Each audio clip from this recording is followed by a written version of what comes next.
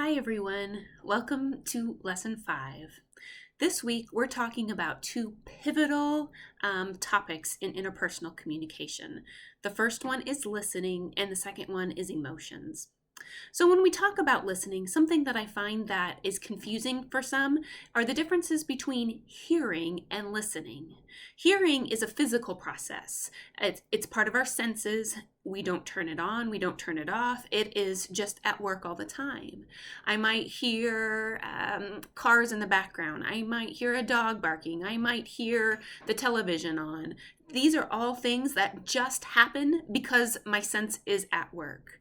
But listening is a completely different skill. Listening is the act of interpreting and evaluating what you hear.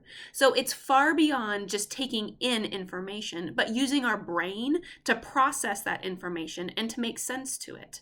Some people think, well, because I can hear, then I can listen.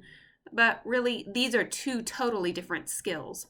And unfortunately, our communication processes, we talk about speaking, we talk about reading, we talk about writing, but often one of the key things that we do, especially in relationships, is left to our own devices, learning it ourselves, and that's listening. So this week we're going to learn more about listening. The second thing we're going to talk about in Lesson 5 are emotions. So there are 7 primary emotions that people experience, and that is joy or happiness, sadness, anger, disgust, surprise, and fear.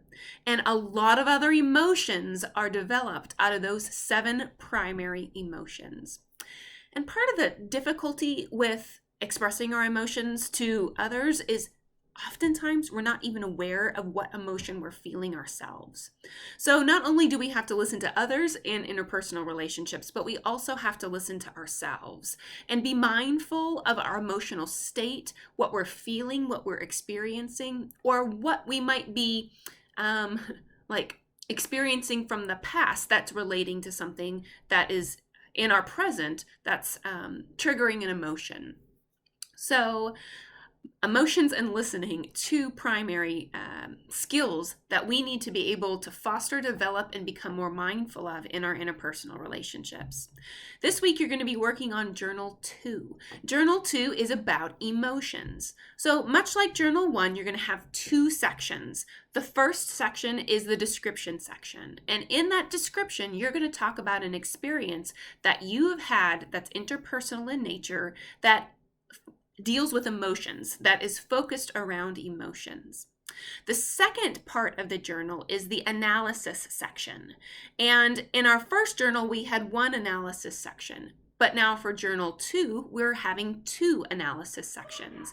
So you're going to find something from the chapter that talks about emotions, and you're going to apply one idea to your emotions, and then you're going to apply another idea to your emotional experience. So when you're done, you're going to have 2 sections, a description section and an analysis section. And in that analysis section, you're going to choose 2 different ideas from the emotions chapter to apply to your experience. Each application section should be a half a page long. So it'll be a half a page for the description, 1/2 page for the first concept and application, and 1/2 page for the second concept and application. So it's going to be a full 1 1/2 page single space document. Now remember, there is a sample in Blackboard under Papers and Projects, the journals that you can look at to mirror your journal so that it looks exactly like the one in the sample.